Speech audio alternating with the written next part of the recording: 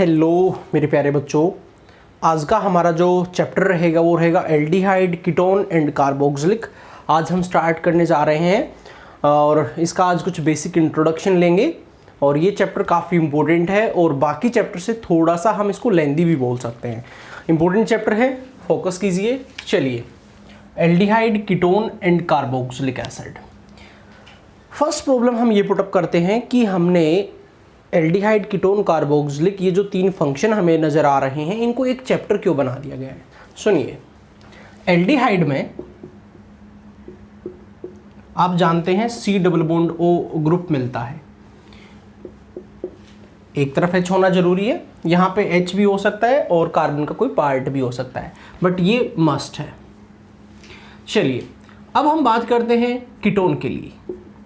अगर हम कीटोन में देखते हैं तो वहाँ पे भी आपको कार्बोनाइल ग्रुप मिलेगा, C डबल बॉन्ड O आपको मिलेगा। ओके, मीन्स यहाँ पे कार्बन और ऑक्सीजन के बीच में डबल बॉन्ड है। लास्ट चैप्टर था एल्कोहल, फिनोल एंड ईथर, जहाँ पे कार्बन ऑक्सीजन के बीच में सिंगल बॉन्ड था।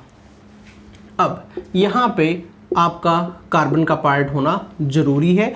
वो एक कार्बन का हो सकता है, दो कार्बन का हो सकता है, और दोनों साइड होना जरूरी है। मीन्स यहाँ पे कार्बोनाइल ग्रुप मिड में आता है, बीच में आता है कार्बन के। एल्डिहाइड हमेशा कॉर्नर पे ही आएगा, मिड में नहीं आएगा। चलिए, इसके बाद हम बात करते हैं कार्बोक्सिलिक। कार्बोक्सिलिक है C double bond O OH, ये मस्ट है। यहाँ पे H भी हो सकता है, कार्बन का कोई पार्ट भी हो सकता है। सब में यहाँ पे C डबल बॉन्ड O आ रहा है, ऑक्सीजन के साथ आपका डबल बॉन्ड O आ रहा है। दैट्स वाई हमने एल्डिहाइड, कीटोन एंड कार्बोक्सिलिक को एक चैप्टर बना लिया है और इनके अंदर कुछ सिमिलरिटी हैं जो कि हम एक साथ कवर कर पाएंगे। एल्डिहाइड, कीटोन में काफ़ी सिमिलरिटी है क्योंकि इनमें कार्बोनाइल ग्रुप मिलता है। यहाँ पे कार्बोनाइल ग्रुप नहीं मिलता है। क्यों नहीं मिलता है? क्योंकि अब ये डबल बॉन्ड यहाँ पे है, यहाँ पे है, एग्जैक्टली हम नहीं बता पाते हैं। तो यहाँ पे रेजोनेंस होती है, जिसकी वजह से आप बोलते हैं पार्शियली डबल बॉन्ड है दोनों पे। ठीक है, तो पहले हम कवर करेंगे एल्डिहाइड, कीटोन एंड बाद में हम कवर करेंगे कार्बोक्सिलिक एसिड। चलिए आगे चलते हैं और कुछ बातें करते हैं फॉर्मूले से रिलेटेड। मैंने कहा एल्डिहाइड और कीटोन एक सिमिलर प्रॉपर्टी शो करते हैं क्योंकि उनका जो यहाँ पे फंक्शन है वो कार्बोनाइल रखता है। ये कार्बोनाइल है, दोनों का फॉर्मूला भी क्या रहेगा? सेम रहेगा। और दोनों एक दूसरे के फंक्शनल आइसोमर भी हैं। कैसे? देखिए, फंक्शनल आइसोमर मैं भी क्लियर करता हूं, सुनिए। यहां पे जो जनरल फॉर्मूला है एल्डिहाइड, कीटोन के लिए, वो सुनिए क्या है।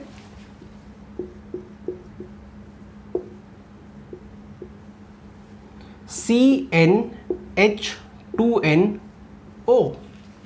अब देखिए, मैं आपको यहाँ पे एग्जांपल लेता हूँ। 1 कार्बन C1H, 2 × 1 O, यहाँ पे हमारा बना CH2O। अब ये कंपाउंड क्या हो सकता है? ये हो सकता है फॉर्मेल्डिहाइड। कीटोन तो हो नहीं सकता, कीटोन में एटलीस्ट 3 कार्बन होने चाहिए। अगर हम 2 की बात करते हैं, C2H4O, then CH3, C double bond O H, 2 carbon, 4 hydrogen, oxygen, ये भी कीटोन नहीं हो सकता। C3H2 × 3 6O। अब ये आपका एल्डिहाइड भी हो सकता है, CH3, CH2, C double bond O H। और यही कंपाउंड आपका कीटोन भी हो सकता है, CH3, C double bond O CH3। अगर आप देखेंगे 3 कार्बन है, 6 हाइड्रोजन है, 1 ऑक्सीजन। और यहाँ पे भी कुछ ऐसा ही है, मीन्स सेम फॉर्मूला है। ओके, यहाँ पे फॉर्मूला सेम है और फॉर्मूला सेम है और फंक्शन डिफरेंट है। इसी को हम बोलते हैं क्या? Functional isomer. ओके, तो काफ़ी सिमिलर प्रॉपर्टी यहाँ पे चलेंगी, जैसे जैसे हम पढ़ेंगे वो आपको पता लग जाएगा। चलिए, अब हम बात करते हैं इससे आगे। यहाँ पे एडिशन होगा एल्डिहाइड, कीटोन में। एडिशन क्यों होगा वो सुनिए। क्योंकि देखिए, यहाँ पे आपको पता लग रहा है कि कार्बोनाइल ग्रुप है, डबल बॉन्ड है, और ट्रिपल बॉन्ड होगा तब भी एडिशन, डबल बॉन्ड है तब भी एडिशन। बट बात ये है इलेक्ट्रोफिलिक एडिशन होगा या न्यूक्लियोफिलिक एडिशन होगा, ये देखिए, ये समझने की कोशिश कीजिए। देखिए ये पोलराइज होके नेगेटिव और यहाँ पे क्या आ चुका है, पॉजिटिव।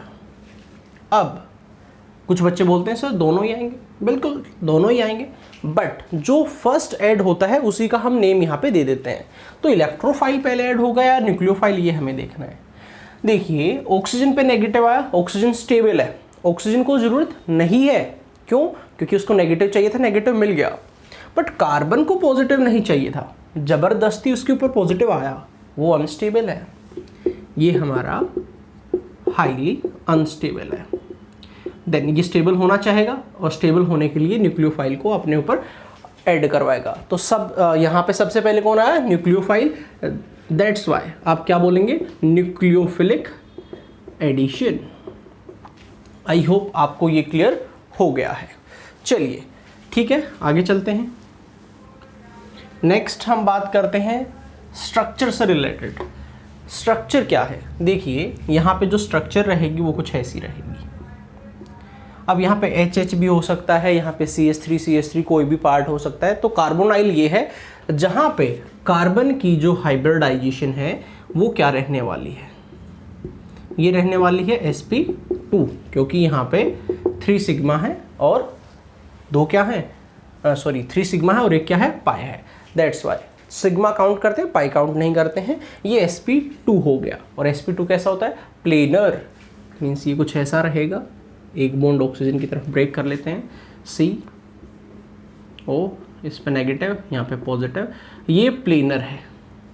अब ऐसा क्यों पढ़ रहे हैं, ये एक प्लेन पे है, क्योंकि यहाँ पे अटैक ऊपर से भी हो सकता है और यहाँ पे अटैक नीचे से भी हो सकता है। इसकी भी ज़रूरत हमें आगे पढ़ने वाली है, वो मैं आपको बताऊंगा। एंगल यहाँ पे कितने का हो जाएगा, 120, ओके, क्योंकि आपको पता है प्लेनर है तो एंगल क्या रहेगा, 120 डिग्री।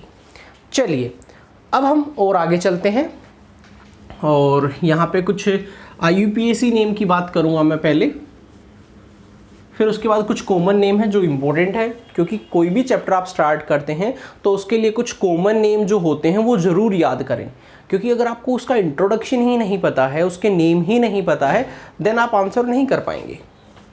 अब अगर IUPAC की बात करें, IUPAC में देखिए आपको पता है, अगर एल्डिहाइड की बात करते हैं तो एल्डिहाइड के केस में क्या होता है, जो एल्केन होता है इसमें से हम E को निकाल के अल लगा देते हैं, मीन्स यहाँ पे एल्केनल, ओके। जैसे कि आपका ये कंपाउंड है HCHO, एक कार्बन है,